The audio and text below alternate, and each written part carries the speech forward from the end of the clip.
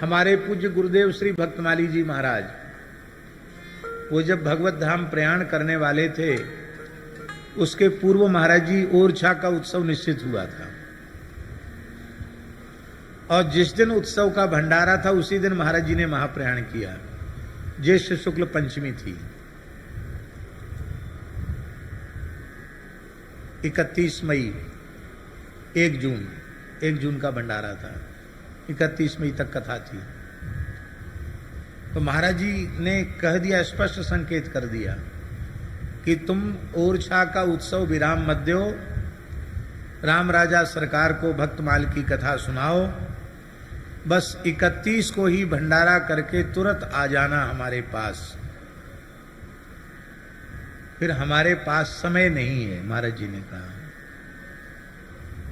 और तब तक निश्चिंत रहो, 31 तक आ जाना, रात तक आ जाना 31 की। हमने कहा महाराज जी आपका शरीर अस्वस्थ है और हम लोग ओरछा में जाकर उत्सव मनावें, ये कैसे संभव है? हमारी पूरी वृत्ति तो आपके चरणों में रहेगी, तो हम लोग उत्सव कैसे मनाएंगे? आप पूर्ण स्वस्थ हो जाएं तो राम राजा सरकार कहीं गए नहीं हैं, ओरछा कहीं गया नहीं है। आप जब पूर्ण स्वस्थ हो जाएंगे तो आपकी मंगलमयी प्रत्यक्ष सन्निधि में हम लोग ओरछा का उत्सव मनाएंगे। यह बात सुनकर महाराज जी मुस्कुराए और बोले, पंडित जी पूर्ण स्वस्थ तो मरने के बाद होंगे। क्या कहा महाराज जी? पूर्ण स्वस्थ तो मरने के बाद होंगे, और जब तक मरेंगे नहीं तब तक दुख निवृत्ति होगी नहीं। पूर्ण स्वस्थ तो मरने के बाद होंगे। महापुरुष तो सूत्रात्मक ही कहते हैं, अपने आराध्य में स्थित होना ही स्वस्थ होना है। स्वस्मिन स्थिता, तो वस्तुतः संत का स्वास्थ्य तो युगल सरकार के चरणों में पहुंच जाना है। हम लोग नहीं गए, ओरछा उत्सव में नहीं किया हमने। महाराज जी ये आज्ञा का हम पालन नहीं कर पाएंगे, क्योंकि आप यहां विराजे हैं स्वस्थ और हम वहां। और ठीक महाराज जी ने जो तिथि बताई थी 15 दिन पहले, 1 जून को प्रातः काल 4 बजे श्रुति पंचमी, ज्येष्ठ शुक्ल पंचमी को ठीक ब्रह्म वेला में 4 बजे महाराज जी ने अपने आराध्य श्री प्रिया प्रीतम के चरणों में प्रस्थान किया। तो वो बात हमें स्मरण में आती है कि वस्तुतः पूर्ण स्वस्थ तो ये जो शरीर है ये छूटेगा, पांच भौतिक प्रारब्ध का क्षय होगा और अपने आराध्य की सदा सर्वदा के लिए प्राप्ति होगी, तब पूर्ण स्वस्थ होंगे। तब तक ऐसे ही खूब आनंद लेना चाहिए, भगवान की कृपा का अनुभव करना चाहिए। हम लोग बड़े भाग्यशाली हैं। श्रीधाम वृंदावन की, विद्वत जगत की, भागवत जगत की विशिष्टतम विभूति परम पूज्य प्रातस्मरणीय विद्वत वरेण्य, अभी जो हम समझते हैं 90 वर्ष के करीब की आयु में पहुंच रहे होंगे, परम पूज्य श्री व्यास नंदन जी महाराज विराजमान। 90 वर्ष की आयु तो हो गई ना गुरु जी?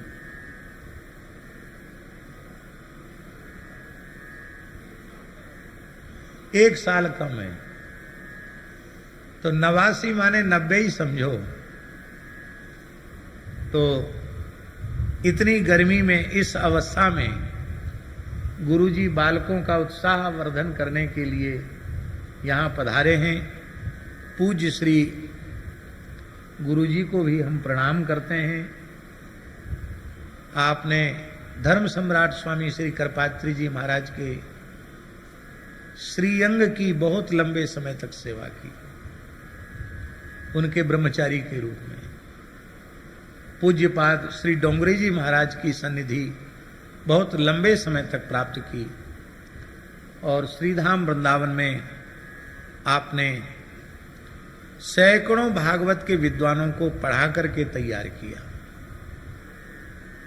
तो हम भले ही एक दिन भी कहीं जाकर न पढ़े हों गुरु जी के पास, लेकिन जो भी पढ़ाने वाले आचार्य गण हैं उन सबको हम गुरु जी ही के रूप में स्वीकार करते हैं, क्योंकि आज भी हम विद्यार्थी हैं और पढ़ाने वाले हमारे सभी आचार्य हमारे पूज्य गुरुजन हैं। तो हम पूज्य श्री गुरु जी को सादर दंडवत प्रणाम करते हैं। श्री राम नाम महिमा का दिव्य यह पाठोत्सव महोत्सव है। तो इसमें तो सच्ची बात यह है कि आरंभ में जब हमने नाम संकीर्तन किया तो इतना आनंद का अनुभव हो रहा था महाराज जी कि लगता था कि आगे अब कुछ बोलने की आवश्यकता ही नहीं है, केवल नाम संकीर्तन करें। हाँ, लेकिन फिर भी कुछ समय भगवान ने हम सबको प्रदान किया है, तो इसलिए हम लोग उस समय को सार्थक करते हुए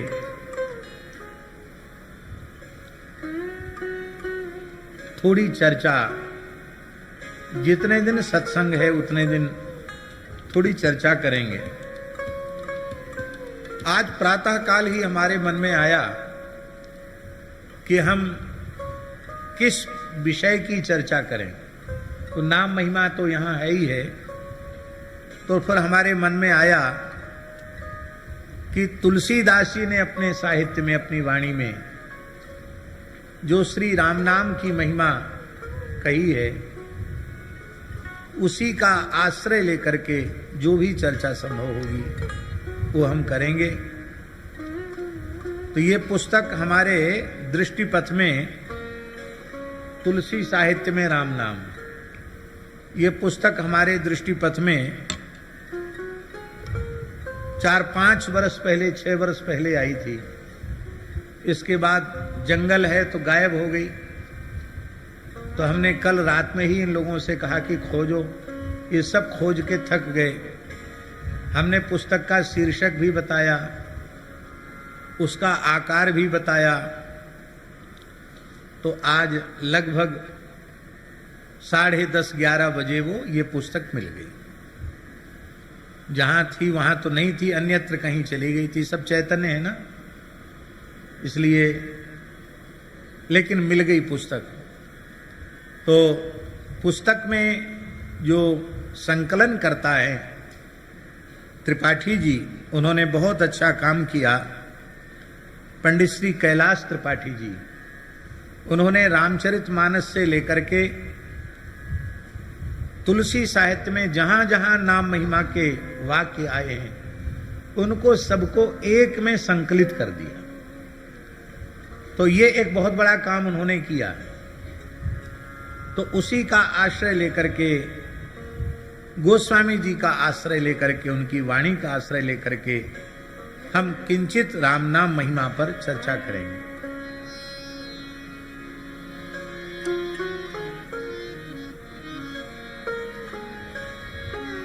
गोस्वामी जी के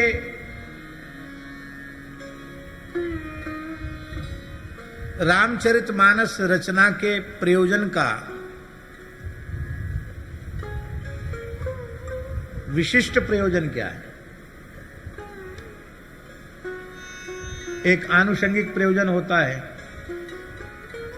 आइए, दंडोत प्रणाम।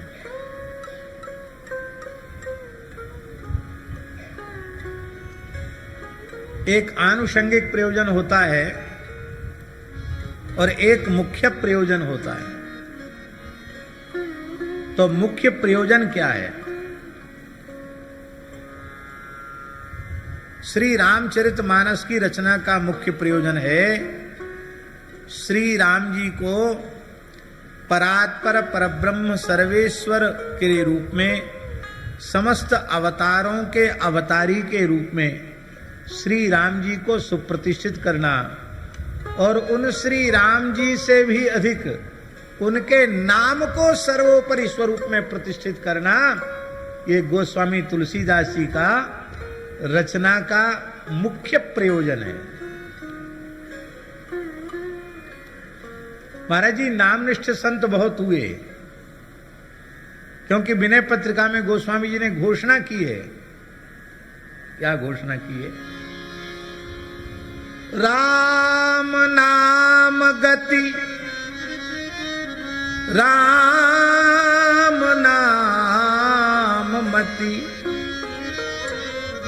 क्या प्यारी बात है। राम नाम गति, राम नाम मति, राम नाम अनुरागी। राम नाम गति, राम नाम रति, राम नाम अनुरागी। है गए हुए गए हैं जो होंगे आगे, तेई गनियत बड़ भागी।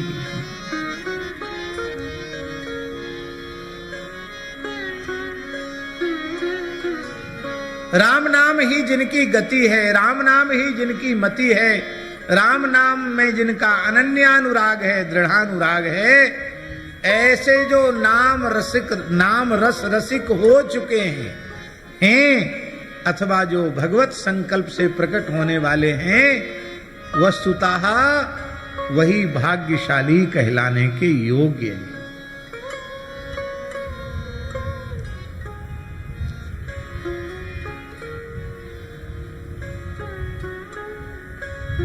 गोस्वामी जी बहुत कुशल रचनाकार हैं।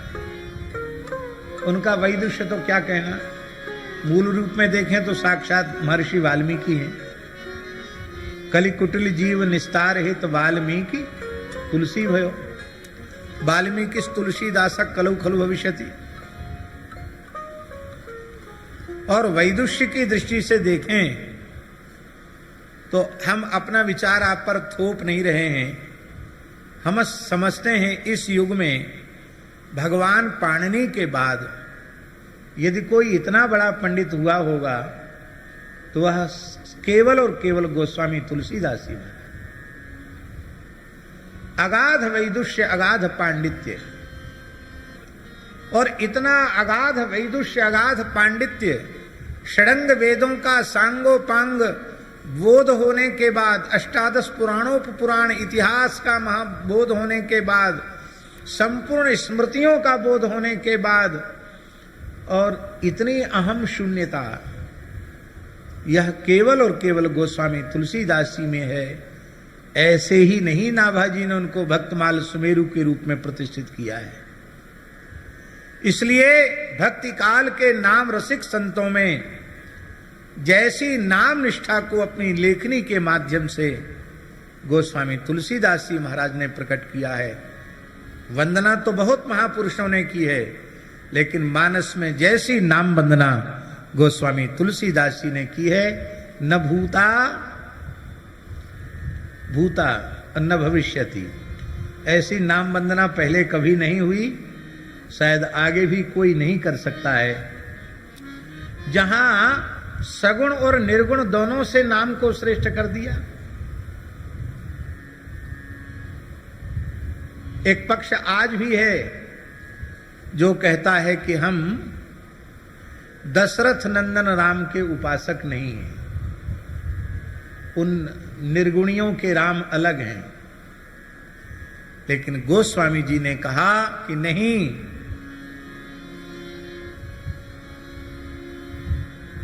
याज्ञवल्क और भरद्वाज जी के संवाद के माध्यम से यहीं से उपक्रम शुरू किया। एक राम अवधेश कुमारा, एक राम अवधेश कुमारा, तिन कर विधि तिन कर चरित विदित संसारा। तिन कर चरित विदित संसारा।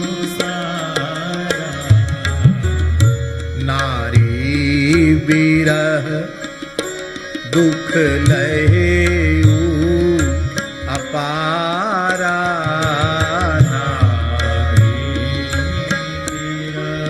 दुख लहेऊ अपारा। भयेऊ रोष रण रावण मारा। भयेऊ रोष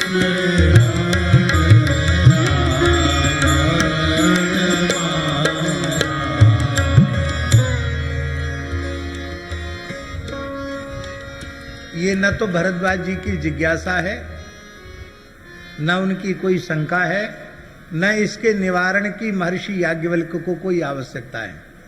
लेकिन महर्षि याज्ञवल्क्य और भरद्वाज के संवाद के माध्यम से उस काल में व्याप्त और इस काल में भी व्याप्त और दुर्भाग्य से आगे भी व्याप्त होने वाले इस भ्रम का सदा सर्वदा के लिए निराकरण करने के लिए ही गोस्वामी जी ने इस संवाद से मानसी में आरंभ किया प्रकरण।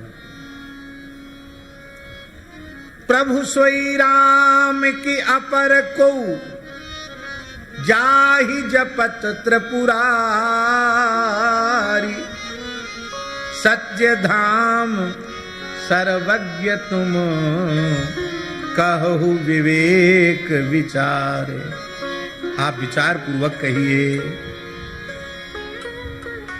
ब्रह्म जो व्यापक विरज अज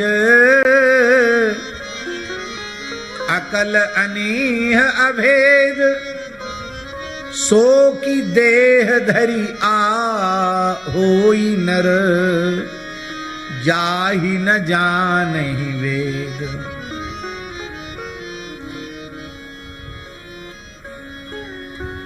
तो इसको तो निराकरण किया ही। और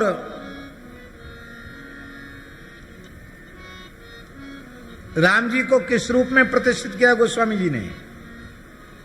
राम जी को इस रूप में प्रतिष्ठित किया कि जग पे खने तुम देखनी हारे।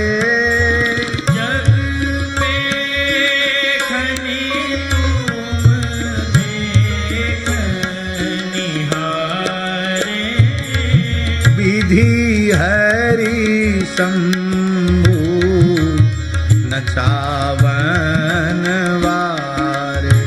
हाँ विधि हरि शंभु नचावन वारे। तेऊ न जानहि मरम तुम्हारा।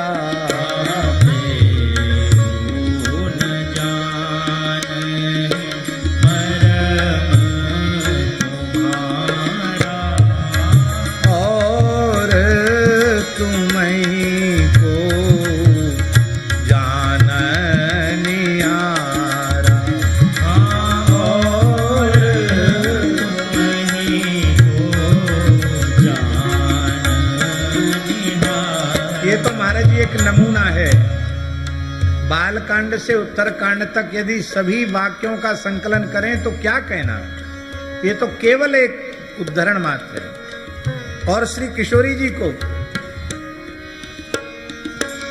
उपजहि जासु हंस गुण खानी।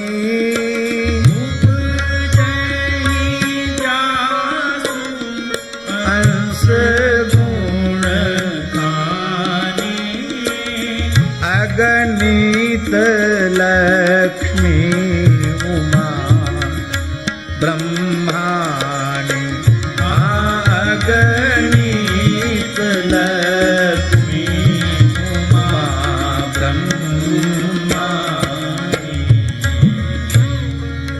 एक बात को सुनकर आप लोगों को बड़ा आनंद होगा। इस बार दास होशियारपुर वाली माता जी का भाव था कि श्रीरंगम में कथा हो, तो हम गए श्रीरंगम में। भागवत सप्ताह की कथा थी और खूब कथा हुई। 5 घंटे, 5.5 घंटे, 4 घंटे रोज होती थी कथा।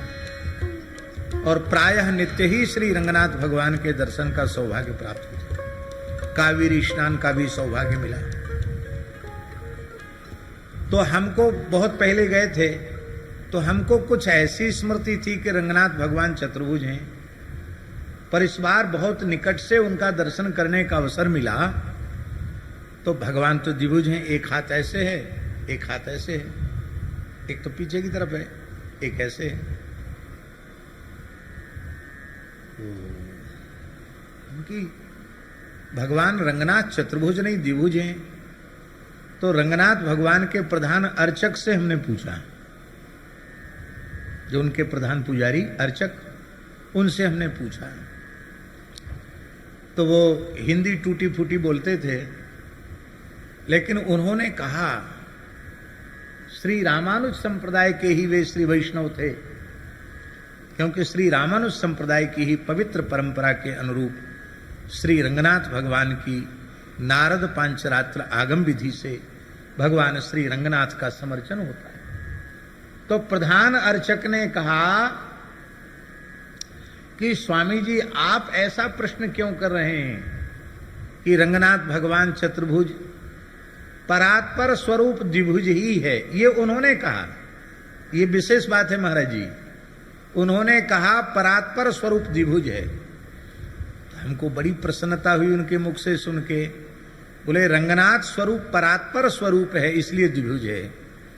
और इस परात्पर स्वरूप को ही वेद में ब्राह्मणों से मुखमासीद बाहुराजन्य कृतः ऊरु तदस्य जदवैस्याः पदव्याग्शूद्रो अजायत।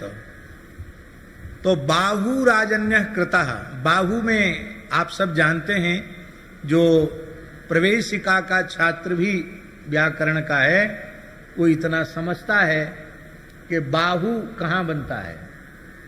उकारांत शब्द है ना बाहु, तो बाहु बाहु वाहवा।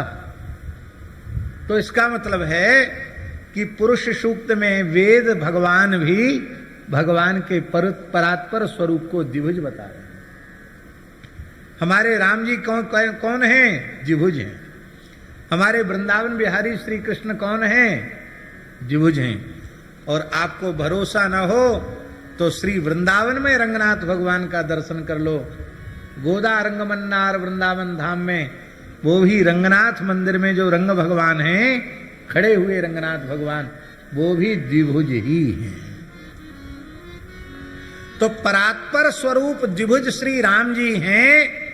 ये गोस्वामी तुलसीदास जी ने सबसे पहले भक्ति काल में, भक्ति साहित्य में गोस्वामी तुलसीदास जी महाराज ने श्री सीताराम जी के स्वरूप को सर्वोपरि स्वरूप में प्रतिष्ठित किया।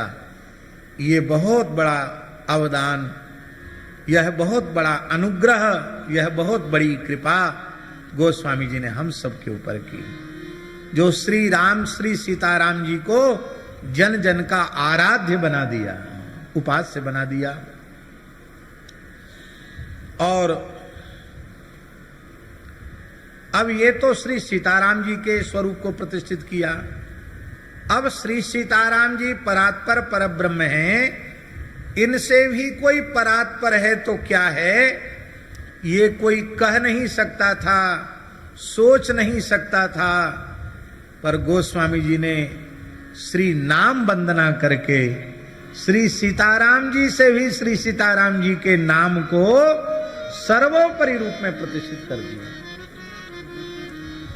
और ये दोहा तो सबकी जिह्वा पर है ही। नाम राम ब्रह्म ते नाम बड़ बरदायक बरदान, रामचरित सत कोटि मह लिय महेश जिय जान।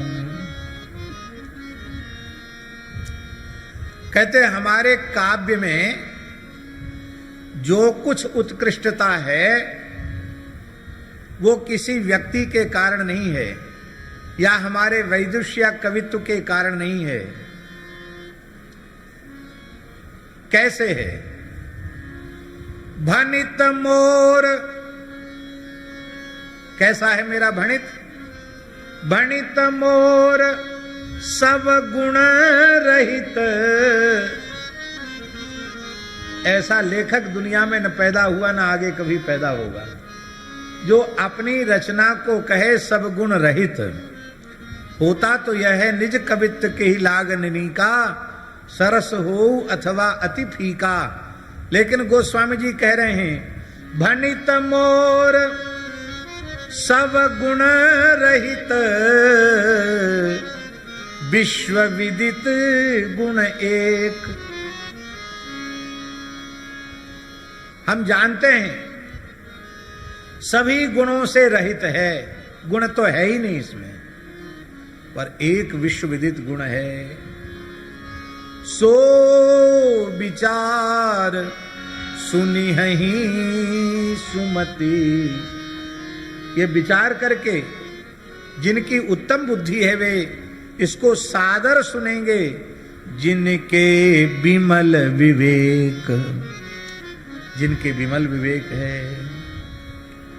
तो ऐसी कौन सी चीज है विश्व विदित गुण एक? तो गोस्वामी जी कहते हैं ये श्री राम नामांकित है। ये हमारा जो काव्य है महाराज जी, ये श्री राम नामांकित है। यही एक सबसे बड़ा गुण इसमें है। और ये घोषणा की है गोस्वामी जी ने, ये ही माह रघुपति नाम उदारा। यही माह रघुपति नाम उदारा, अति पावन पुराण श्रुति सार।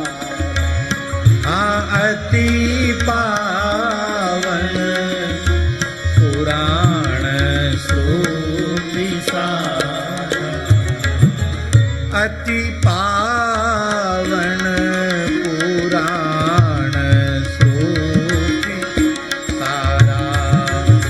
अति पावन पुराण श्रुति। महाराज जी कौशल देखिए गोस्वामी जी का। रघुपति नाम, हाँ, वो नहीं जो जिनको लोग दशरथ नंदन कौशल्यानंद वर्धन नहीं मानते, वो नहीं। रघुपति बंदौ राम नाम रघुवर को राम नाम।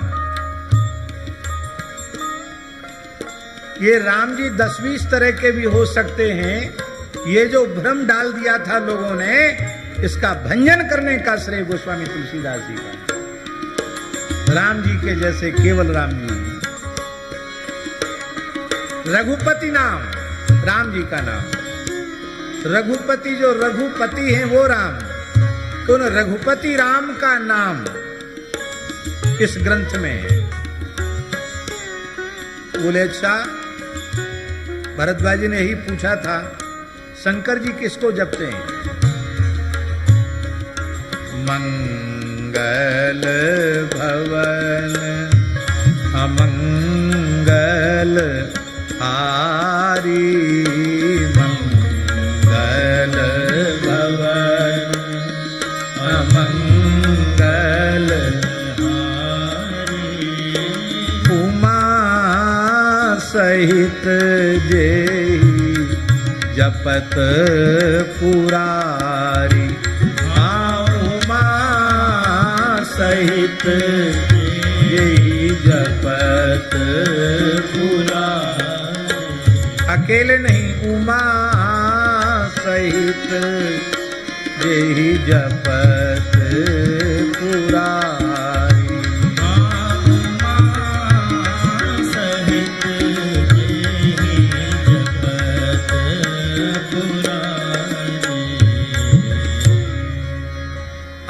रामायण का एक श्लोक है। ये जो महाराज जी राम नाम लेखन की जो महिमा है, इसका विशेष महात्म भी आनंद रामायण में ही है। आनंद रामायण के प्रमाण को ही उद्धत महापुरुष करते हैं, और राम नाम जप से राम नाम लेखन का महात्म्य 3 गुना अधिक है। भाई देखो, एक बात हम आपको निवेदन कर दें, श्री राम नाम को गोस्वामी जी ने सर्वोपरि रूप में सुप्रतिष्ठित किया है। नाम राम नाम राम सकल नामन ते अधिका, हो नाथ अग खग गण बधिका, वो ठीक है, पर हम बहुत विनम्रता पूर्वक निवेदन कर रहे हैं, भगवान नाम में भेद नहीं है। राम नाम, कृष्ण नाम, श्री राधा नाम, आप जिस नाम में भी भगवान के अत्यंत प्रेम रखते हो, आपका अत्यंत अनुराग हो, वही नाम आपके लिए सर्वोपरि है। तो आनंद रामायण में मैंने हम ये बात इसलिए कह रहे हैं कि कोई ऐसा न समझे कि केवल राम नाम लेखन की महिमा है, कृष्ण नाम लेखन की महिमा नहीं है, नारायण नाम लेखन की महिमा नहीं है, ये ना आप समझें। राम नाम, कृष्ण नाम, नारायण नाम, कोई भी भगवान नाम, उसको लिखने की बड़ी भारी महिमा का वर्णन किया गया। उच्चारण की दृष्टि से और सुविधा की दृष्टि से, लेखन और बोलन दोनों की दृष्टि से राम नाम जितना सरल और कोई दूसरा नहीं है। एक हंसी की बात सुना दें। एक राजस्थान का छोटा सा गांव है कमालपुरा, हमारे बाराघाट वाले महन जी का स्थान है। हम भी वहां कई बार गए। वहां के एक पंडित जी थे, पहले पुलिस अधिकारी थे, जगदीश पंडित जी नाम था उनका।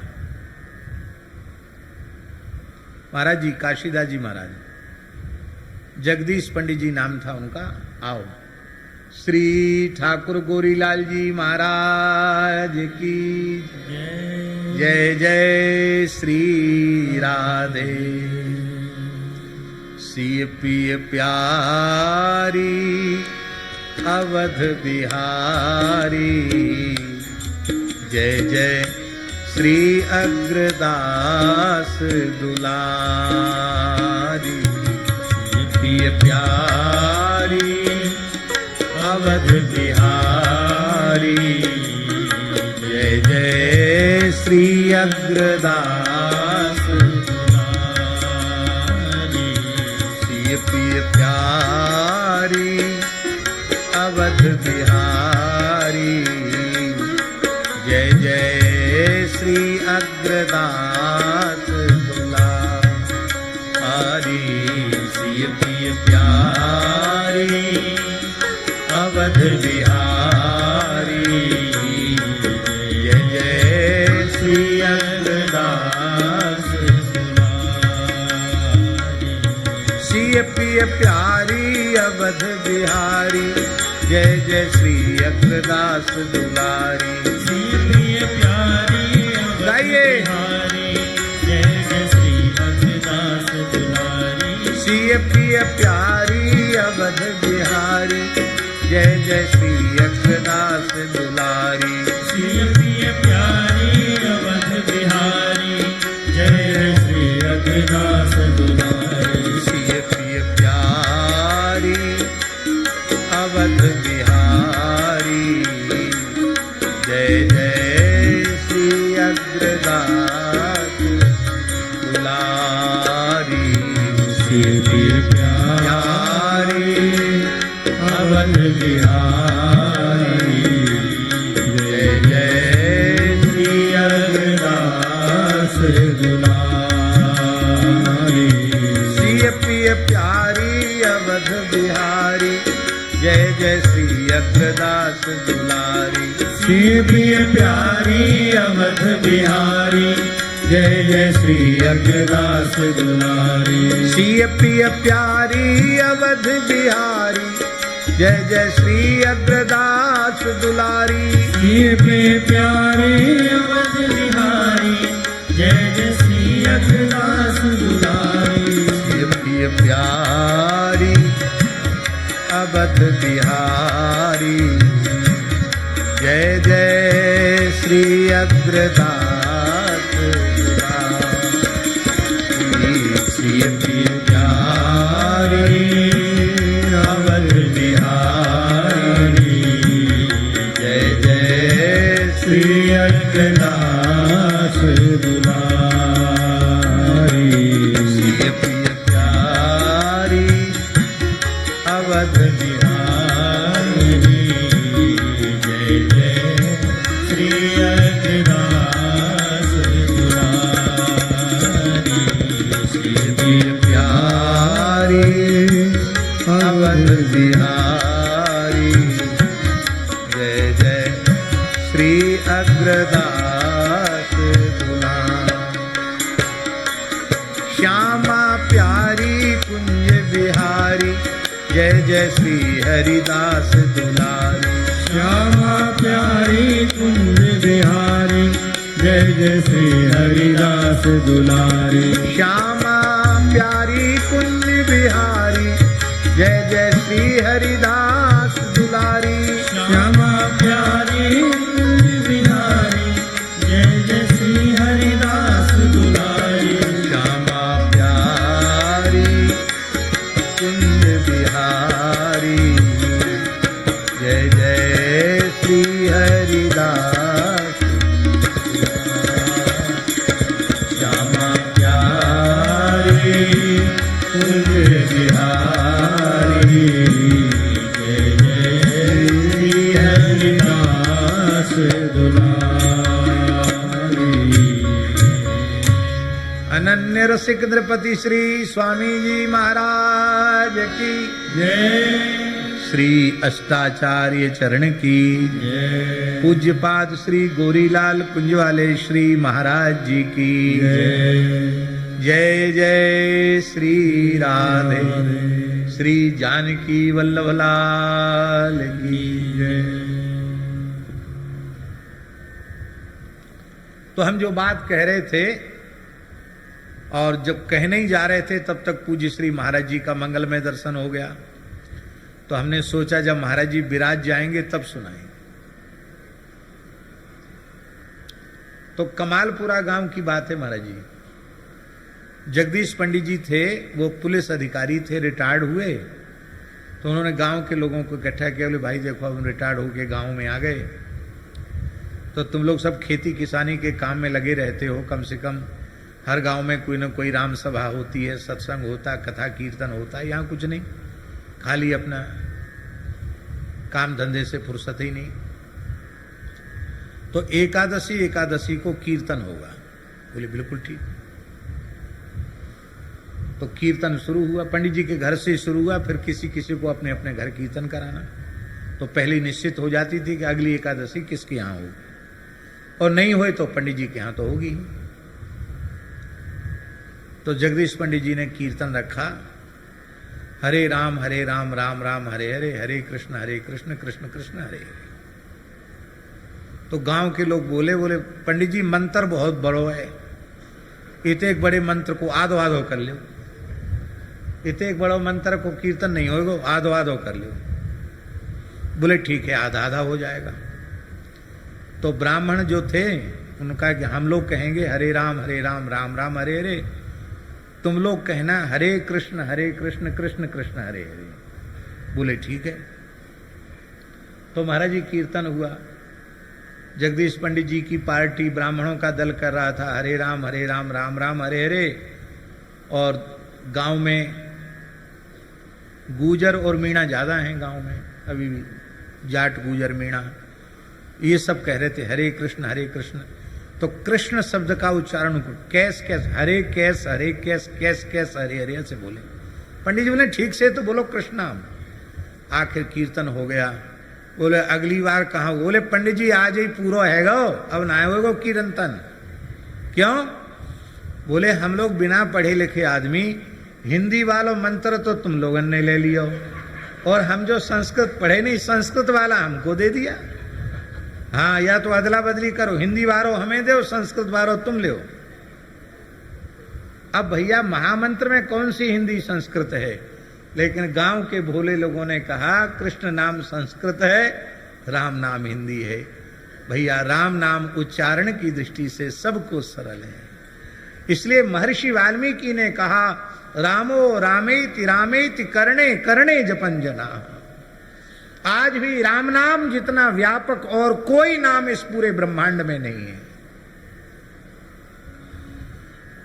हम एक आपको प्रमाण देते हैं। हमारे परासोली गांव में पूज्य गुरुदेव भक्तमाली जी, पूज्य बाबा ठाकुरदास जी के द्वारा स्थापित गौशाला है। तो हम लोग जाते हैं तो वहां बल्लभ कुल का विशेष प्रभाव है। इसलिए गांव में जो बल्लभ कुली वैष्णव कहेंगे बाबा जय श्री कृष्ण, और कुछ ब्रजवासी बाबा राधे राधे, अथवा को बाबा राधे श्याम हमसे बोलेंगे। और आपस में मिलेंगे तो न जय श्री कृष्ण बोले, भले ही बल्लभ कुली हैं, भले ही और किसी परंपरा के हैं, आपस में लगे काका राम राम, दादा राम राम, भैया राम राम। बाबा हम तो सब राम ही राम करें, हमारी पुरानी परंपरा यही है। हम लोग रास लीला में अनुभव करते हैं, भगवान के मदमंगल सखा आदि आते हैं, सुबल श्रीदाम तो सखा, तो वो भी कहते कन्हैया दादा राम राम, ठाकुर जी मदमंगल भैया राम राम। तो राम राम लेने की परंपरा हमारी भारतवर्ष की सनातन परंपरा है। राम नाम सत्य है, राम नाम की बड़ी महिमा है।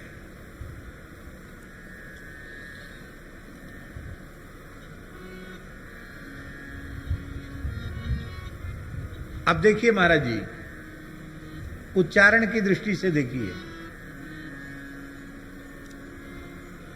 लृतुलसानाम दंता,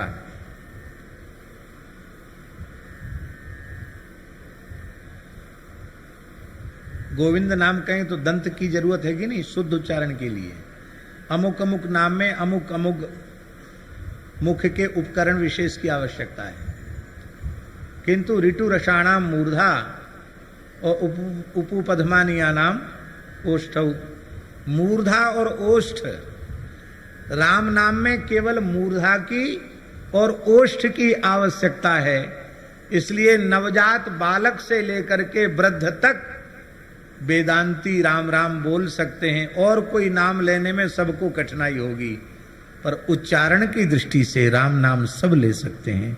ऋतु रसाणाम मूर्धा और उपपधमानिया नाम ओष्ठौ, राम नाम है। सुख संप्रदाय के श्री स्वामी श्याम चरणदास जी महाराज के एक कृपा भाजन हुए, बहुत बड़े रसिक हुए, श्री राम सखी जी। एक राम सखे जी हैं, वो अलग है, और ये राम सखी जी हुए। ये आचार्य महामुनिंद्र भगवान शुकदेव जी के शिष्य श्री आचार्य महाप्रभु श्री श्याम चरणदास जी महाराज और श्याम चरणदास जी महाराज के शिष्य श्री राम सखी जी, उनकी स्वतंत्र वाणी भी है। स्वामी रामचरणदास जी महाराज, श्याम चरणदास जी महाराज, सुख संप्रदाय के आचार्य चरण, निरंतर श्री राम नाम ही जपते। और हमने श्री राम चरणदास जी महाराज का हस्ताक्षर देखा है, अभी भी सुरक्षित है उनका हस्ताक्षर। वो हस्ताक्षर के रूप में राम लिखते थे, बस हस्ताक्षर लिखते ना अपना नाम, तो हस्ताक्षर के रूप में श्री श्याम चरणदास जी महाराज हस्ताक्षर के लिखते राम। पुराने संत इस प्रकार के रहे। मलुकदास जी का भी हस्ताक्षर हमने देखा है, पंडा की बही में, सोरों जी में सुरक्षित है आज भी। उसमें लिखा है श्री राम मलुक सहाय, हस्ताक्षर के रूप में लिखा है दस्खत राम मलुक सहाय, ऐसा लिखा है। और चरणदास जी महाराज लिखते हस्ताक्षर राम। तो राम सखी जी महाराज जो हुए, उनकी बड़ी सुंदर वाणी है, पढ़ने योग्य वाणी, बड़ी मधुर रस की वाणी है। इसी वंशीवट में महारास दर्शन करते करते सदैव नित्य रास में प्रवेश किया उन्होंने।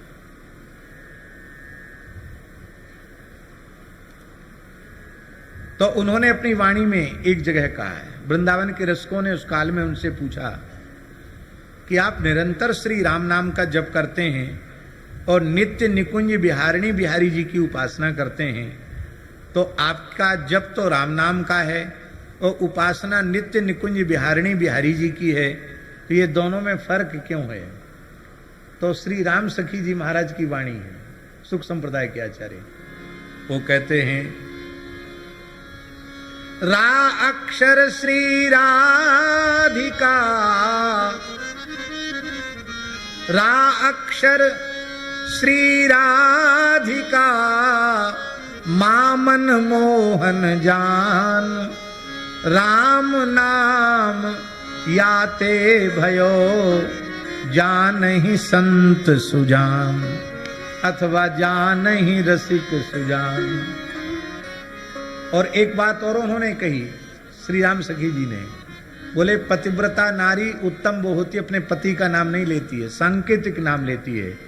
तो हमारे पति युगलवर श्यामा श्याम हैं और उनका सांकेतिक नाम राम नाम ही है, इसलिए मैं राम नाम के रूप में युगल श्यामा श्याम का ही स्मरण करती हूं।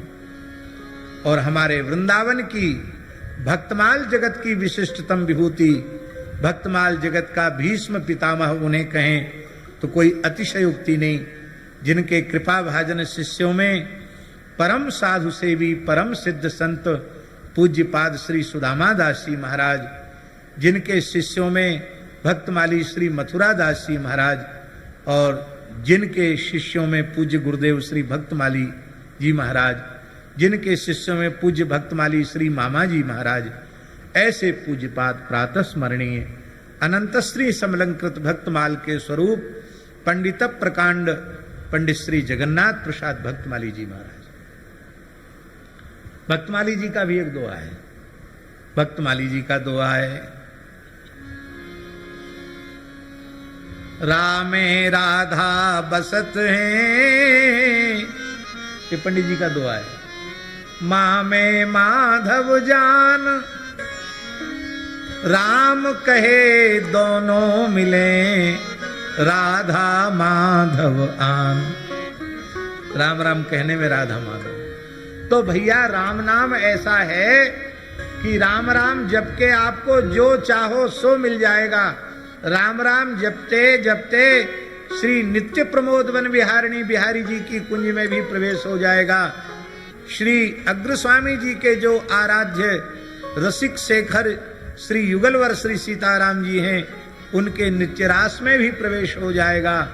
और आप चाहेंगे तो नित्य निकुंज बिहारी निवृत्त निकुंज बिहारिणी बिहारी श्री बिहारिणी बिहारी जी महाराज, श्री राधा वल्लभ लाल जी महाराज, उनके नित्य निकुंज में भी श्री राम नाम के जप से और कीर्तन से प्रवेश हो जाएगा। आप कहेंगे प्रमाण, मीरा जी से बड़ा प्रमाण कौन होगा? मीरा जी ने अपनी वाणी में कम से कम 4 जगहों पर स्वीकार किया है गुरु मिले रैदास, और एक पद में तो स्पष्ट कहा है, पायो जी में तो राम रतन धन पायो, पायो जी में तो राम रतन धन पायो, वस्तु अमोलक दी मेरे सतगुरु, वस्तु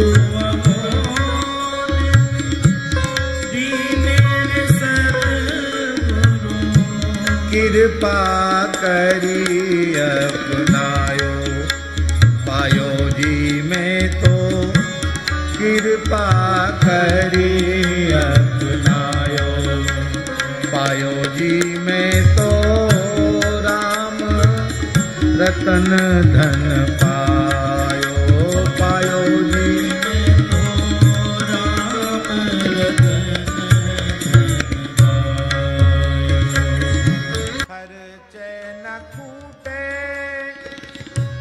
चोर नहीं लूटे,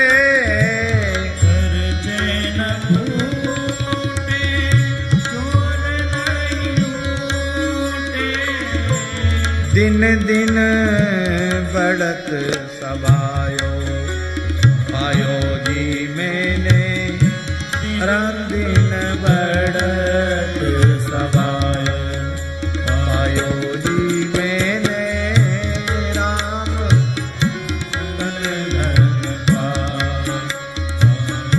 सत की नाव केवटिया सतगुरु सत की नाम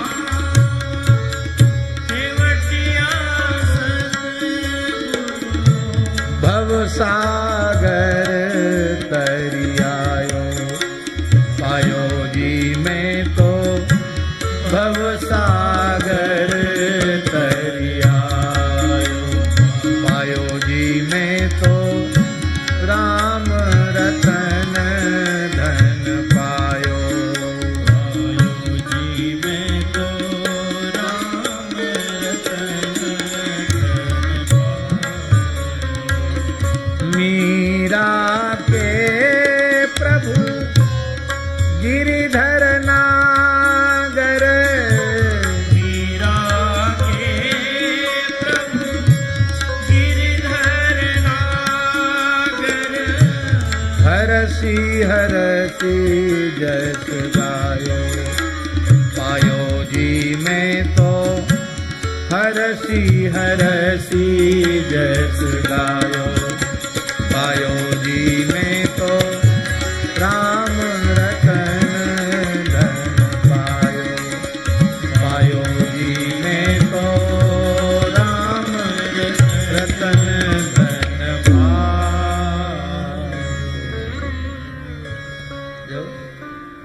वस्तु अमोलक दी मेरे सतगुरु कृपा करी अपनायो। राम राम का जप करती हैं और मीरा को प्रभु दर्शन दीना प्रेम नदी के तीरा मेड़ते ही में ही श्याम कुंज में युगलवर श्यामा श्याम का दर्शन कर लेती हैं। नित्य वृंदावन की प्राप्ति होती है और सदेह द्वारकाधीश श्री भेंट द्वारिका जी के स्वरूप में आज भी स्वरूप विराजमान है, उसमें सदेह मीरा जी प्रविष्ट होती है। तो भगवत स्वरूपों में एकता और भगवान नाम में एकता का दिव्य भाव मीरा जी के द्वारा प्रकट होता है।